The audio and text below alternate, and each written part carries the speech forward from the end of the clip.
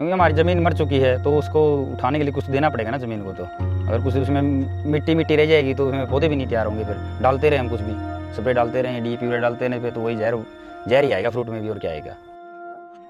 अब बारिश होगी, बारिश होने के बाद नाइट्रोजन इतना मिल जाता है पौधों को कि उसको यूरिया डालने की जरूरत नहीं है। नाइट्रोजन पहले ही बहुत ज़्यादा मिल गया, क्योंकि बारिश वातावरण में क्या नाइट्रोजन है। लेकिन समझ में नहीं आता किसान क्या करेंगे हमारे। वो बारिश होगी, यूरिया कट्टा उठाया और अपने चलो भाई डाल दो, यूरिया भी डाल दिया, नाइट्रोजन ऊपर से ही मिल गई, फिर बीमारी आएंगी। फिर कहेंगे वो बीमारी आएगी, चलो स्प्रे करो। अगर आप रोटी रोटी खाते हैं, सब्जी ना दें आपको, कोई कुछ और अलग से फ्रूट वगैरह सब्जी ना खाएं, तो आप रोटी रोटी से काम चल जाएगा और बीमारियां घेरेंगी ना आपको। वही बात पौधे साथ है, हम सिर्फ डीएपी और यूरिया ध्यान दे रहे हैं और बाकी पता ही नहीं हमें क्या जरूरत है पौधे को। चक्कर बना दिया इन्होंने कि डीएपी यूरिया डालो, बीमारी आएंगे, फिर बीमारियों को मारने के लिए डालो। रहना हमारे भरोसे ही पड़ेगा आपको, लेकिन बीमारी आती नहीं खेत में। पहली बात तो ये, मैं तो अपने वही कहते हैं ना, बीमार होने से पहले ही खुराक देते रहो पौधे को, पौधा स्ट्रॉन्ग रहेगा तो बीमारी नहीं आएगी।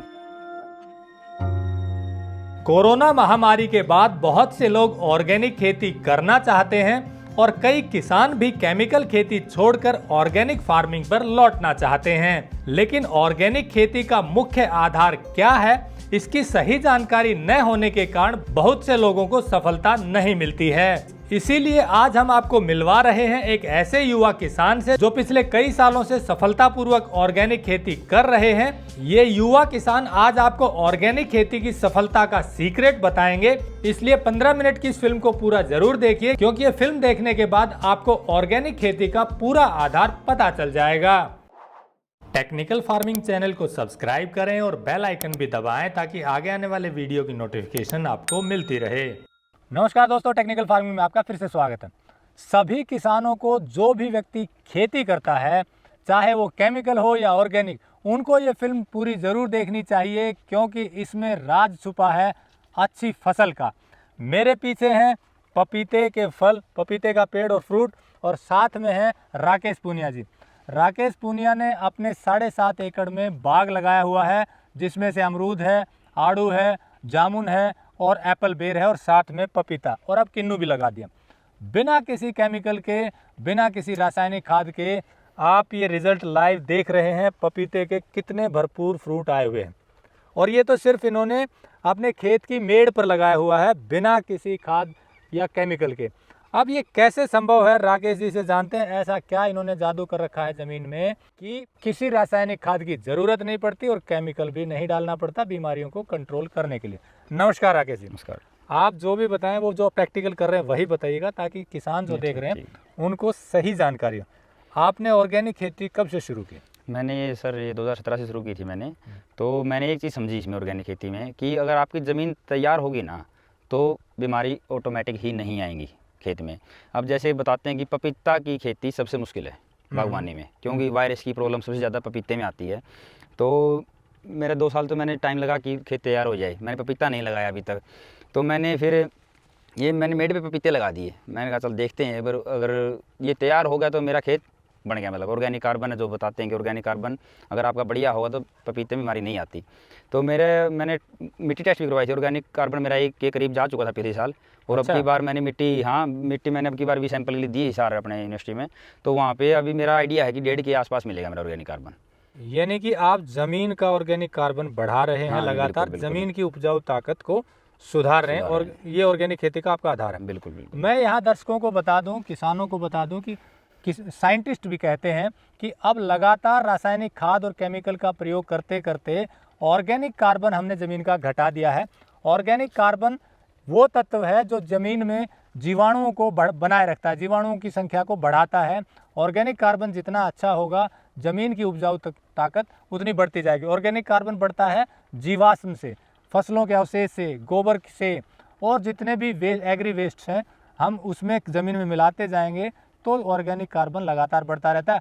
किसान क्या करते हैं कि धान लगाने वाले पराली जला देते हैं, पराली जो उसमें मिलनी चाहिए जो ऑर्गेनिक कार्बन बढ़ाएगी वो आपने आउट कर दी। ऐसे कुछ भी घास हुआ उसमें आपने खरपतवार नाशी डाल दिया। कुछ भी नहीं डालने से, लगातार सिर्फ रासायनिक और केमिकल डालने से ऑर्गेनिक कार्बन घट गया है।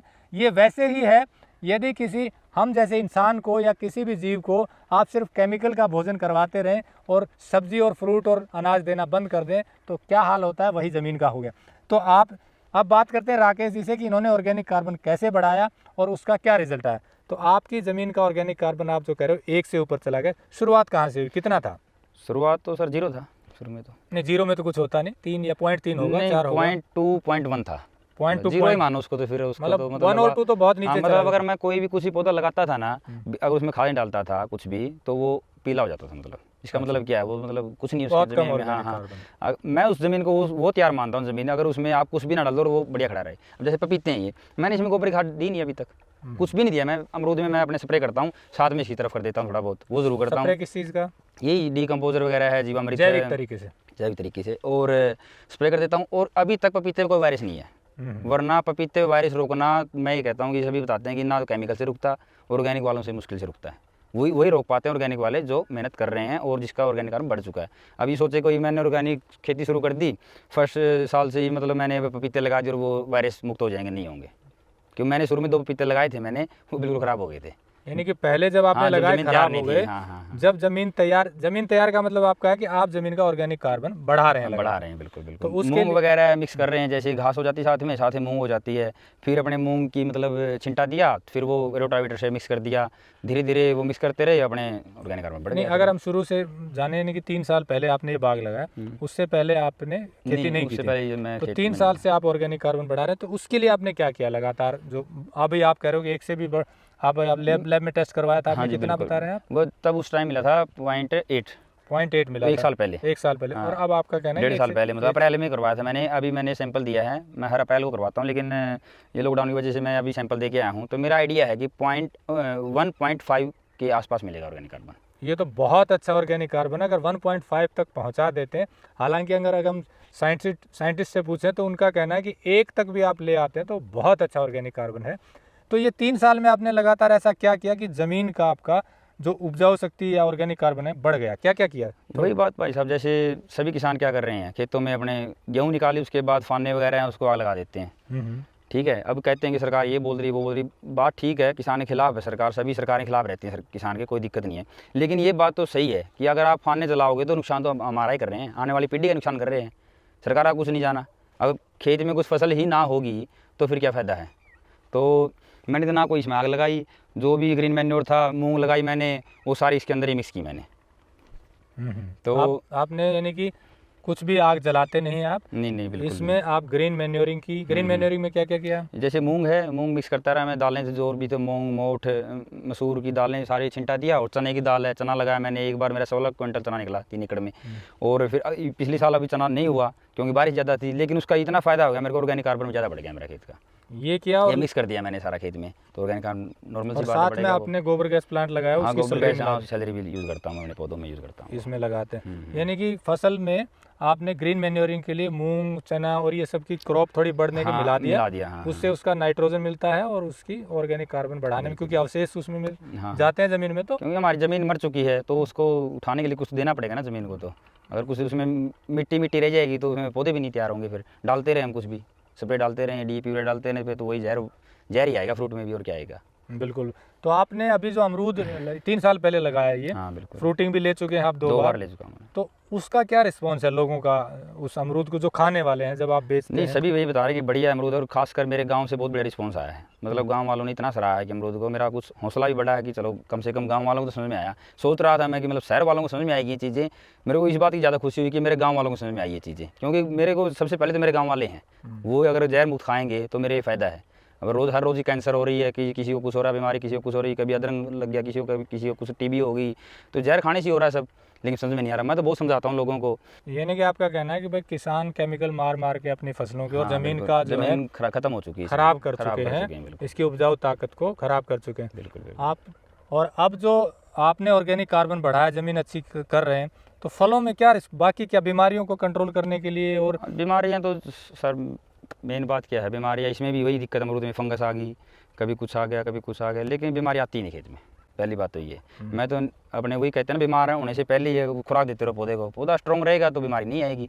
अपने स्प्रे करते रहते हैं 5-7-10 दिन में, जब भी टाइम लगा तब स्प्रे कर दिया, खुराक मिल गई पौधे को, और ना फंगस आएगी ना कुछ, और हरे भरे पौधे रहते हैं। स्प्रे किया आपने, किस चीज़ का स्प्रे किया? स्प्रे यही डीकम्पोजर है, जीवामृत है, जैसे और जैसे सरसों की खली है, इसके स्प्रे करते हैं, लस्सी के स्प्रे हो जाते हैं, स्प्रे बहुत हैं भाई साहब, जैविक तरीके से स्प्रे करते हैं सारे, और उसका ये रिजल्ट आता है कि मतलब बीमारियां कम आती हैं, बहुत कम आती हैं। बहुत कम आते हैं। आप एक कीट साक्षरता की बात कर रहे थे कि कुछ प्रोग्रेसिव किसानों ने आपको बताया कि कीट से ज़्यादा डरने की ज़रूरत नहीं। हाँ, वो क्या है? हाँ, वही कीट साक्षरता। जैसे अब मेरे आड़ू में थोड़ी दिक्कत आ गई थी, मेरे पापा कहने लगे कि मतलब स्प्रे कर दो इसमें, ऑर्गेनिक से तो नहीं बनेगी बात। मैंने बात की, मनबीर रेडू जी हैं अपने यहाँ से, वो बोले आप ना खेत को संभालो ही मत, छोड़ दो उसके अपने भरोसे। 2 दिन बाद हमने देखा कि जो बीमारी आई हुई थी ना, उसको खाने वाले भी साथ में आए हुए थे। क्या आई हुई थी वो? मतलब हरा तेला बोलते हैं, क्या बोलते हैं, बीमारियों को मेरे को सही बताऊँ, मेरे को ज़्यादा नॉलेज है ही नहीं, क्योंकि खेत में बीमारी आई नहीं तो नॉलेज क्या होगी।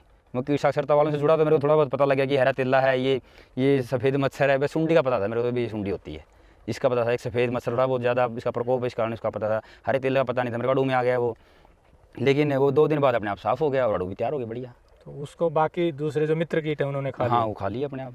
तो कहने का मतलब है कि अगर आप में एनवायरनमेंट जो है ऐसा बना लिया ज़मीन का कि जहाँ केमिकल नहीं है, तो वहाँ मित्र कीट भी। अब दिक्कत क्या है भाई साहब, किसानों को समझने की, बड़े बड़े किसान है अपने, क्या दिक्कत है, अब DAP डाल रहे हैं। अब क्या है, DAP से रंगत आ जाएगी, पौधे भी बिल्कुल काला दिखेगा कि वो बहुत बढ़िया काला हो गया भाई। ये नहीं पता किसानों को, अगर किसी चीज़ में किसी चीज़ का दिखता होगी ना, उसको खाने वाले आएंगे साथ में। अब फास्फोरस ज़्यादा हो जाएगा DAP से, DAP फास्फोरस ज़्यादा होगा, फास्फोरस को खाने वाले भी आएंगे। यूरिया डाल रहे हैं, नाइट्रोजन ज़्यादा होगा, नाइट्रोजन को खाने वाले भी आएंगे। वो खाने वाले आएंगे, हम क्या करेंगे, और यार ये तो सारा खा के खेत को, वो फिर अपने स्प्रे कर ले जाते हैं केमिकल। मतलब ये क्या चक्कर बना दिया इन्होंने कि DAP यूरिया डालो, बीमारी आएंगे, फिर बीमारियों मारने के लिए डालो। रहना हमारे भरोसे ही पड़ेगा आपको, किसान को ऐसा बांध दिया है मतलब इस चीज़ में कि आप बंद के हमारे साथ, आपको पैसा लगाना ही लगाना पड़ेगा। यानी कि कंपनी ये समझ में किसी को नहीं आ रहा। हाँ, रासायनिक खाद और केमिकल बेचने वालों ने ऐसे ही कर दिया, किसान को चक्कर में उलझा दिया। अब नरमा है, जैसे नरमा हमारे काट देते हैं, एक साइड रख देते हैं, आग लगा देते हैं, कुछ भी कर देते हैं, मतलब उसको अगर उसी में मिक्स कर देंगे नरमा को हम खेत में, तो फास्फोरस तो वैसे ही पूरा हो गया। नरमा में फास्फोरस ही होता है ज़्यादा, लकड़ी में फास्फोरस तो पूरा हो गया। अब बारिश होगी, बारिश होने के बाद नाइट्रोजन इतना मिल जाता है पौधों को कि उसको यूरिया डालने की जरूरत नहीं है, नाइट्रोजन पहले ही बहुत ज़्यादा मिल गया, क्योंकि बारिश वातावरण में क्या नाइट्रोजन है। लेकिन समझ में नहीं आता किसान क्या करेंगे हमारे, वो बारिश होगी, यूरिया कट्टा उठाया और अपने चलो भाई डाल दो, यूरिया भी डाल दिया, नाइट्रोजन ऊपर से ही मिल गई, फिर बीमारी आएंगी, फिर कहेंगे वो बीमारी आएगी, चलो अब स्प्रे करो। अब नरमा ऐसी खड़ी थी कि लोग ये खुश थे कि 40 मन होगी, 40 मन होगी। मैं शुरू से ही कह रहा था, घर वाले भी कहते थे देखो नरमा बहुत बढ़िया खड़ी, सभी के नरमा लगा लेते थोड़ी बहुत। मैंने कहा मैं सारी जाएगी, बोले कैसे, मैं देख लेना आप, वही होगी 1 महीने बाद सारी खत्म होगी नरमा, क्योंकि इतना यूरिया डाल रहे हैं लोग, मतलब यूरिया नीचे से भी ऊपर से भी पानी के साथ भी, मतलब पता नहीं क्या क्या तरीके बना रहे हैं लोग। बोले यार खुराक होगी तो अपने आप ही नहीं पूरी होगी। आप अगर आप रोटी खाते हैं, सब्जी ना दें आपको, कोई कुछ और अलग से फ्रूट वगैरह सब्जी ना खाएं, तो आप रोटी से काम चल जाएगा, और बीमारियां घेरेंगी ना आपको। वही बात पौधे साथ है, हम सिर्फ DAP और यूरिया ध्यान दे रहे हैं, और बाकी पता ही नहीं हमें क्या जरूरत है पौधे को। तो वो उसकी पूर्ति के लिए आप ऐसा मैनेजमेंट कर रहे हैं कि ऑर्गेनिक कार्बन बढ़े, जिससे बाकी पोषक तत्वों की भी पूर्ति। ऑर्गेनिक में यही होता है भाई साहब, जैसे अगर हम ऑर्गेनिक करेंगे ना खेती, ऑर्गेनिक का मतलब ये नहीं कि कोई वेद पढ़ना है इसमें। पौधा अपने हिसाब से अपने आप उठाएगा जो उठाना उसको, पौधे को वो पका हुआ भोजन होना चाहिए सिर्फ ज़मीन में। हम क्या कहते हैं DAP डाल दिया तो पौधे को DAP ही मिलेगा, तो DAP उठाएगा, और क्या उठाएगा वो। DAP उठा लिया, फास्फोरस ज़्यादा हो गया, बीमारी आ गई। यूरिया डाल दिया, नाइट्रोजन आ गई, नाइट्रोजन से बीमारी आ गई खेत में। यानी कि अगर कोई केमिकल खेती भी करना चाहता है तो बैलेंस्ड करे। हाँ, ये पता नहीं लोगों को इसमें 10 किलो चाहिए पौधे को या 20 किलो चाहिए, मिट्टी टेस्ट करवाता ही नहीं कोई। अगर फास्फोरस उसमें पूरा है ज़मीन में तो आप 10 किलो DAP डाल दो, काफ़ी है। वो फिर भी वही बंदा एक कट्टा डाल रहा है उसके अंदर 50 किलो का, 45 किलो का, तो क्या फ़ायदा होगा उसमें, बीमारी आएंगी, फिर डालते रहो अपने स्प्रे। तो दोस्तों, राकेश पूनिया जी ने बहुत गहरी बात बताई है। ये खुद 3 साल से खेती कर रहे हैं, बागवानी कर रहे हैं, और ज़मीन का लगातार ऑर्गेनिक कार्बन बढ़ा रहे हैं। ऑर्गेनिक कार्बन बढ़ाने से क्या लाभ हुआ इन्होंने बताया। ज़मीन मजबूत होती है तो बीमारियां कम आती हैं, और कीट भी कम आते हैं, मित्र कीट पनप जाते हैं। रिजल्ट ये है कि खर्चा बहुत कम हो जाता है। अगर आप ऑर्गेनिक नहीं कर रहे हैं तो कोई बात नहीं, केमिकल करने वाले भी बैलेंस्ड फर्टिगेशन करें। सिर्फ जो रिकमेंडेड है, ज़मीन की मिट्टी की जांच करवाने के बाद जो कमी है वही डालें, इससे बीमारियां कम आएंगी। बीमारियां कम आएंगी तो कीटनाशक कम डालने पड़ेंगे, स्प्रे कम करना पड़ेगा, और खर्चा कम होगा। हमारी कोशिश है कि आप ऑर्गेनिक खेती करें या केमिकल करें, खर्चा लगातार घटाते जाएं, इससे पैदावार की गुणवत्ता बढ़ेगी और आपको भाव भी अच्छे मिलेंगे। हमारी कोशिश है कि किसानों का लाभ बढ़े और उपभोक्ताओं को शुद्ध उत्पाद मिले। उम्मीद है कि आप राकेश पूनिया की बातों पर गौर करेंगे और इसे अपने खेतों में लागू करेंगे। नमस्कार, जय हिंद। अगर आपको यह वीडियो पसंद आया है तो ज्यादा से ज्यादा लाइक और शेयर जरूर करें। साथ ही चैनल को सब्सक्राइब करना ना भूलें।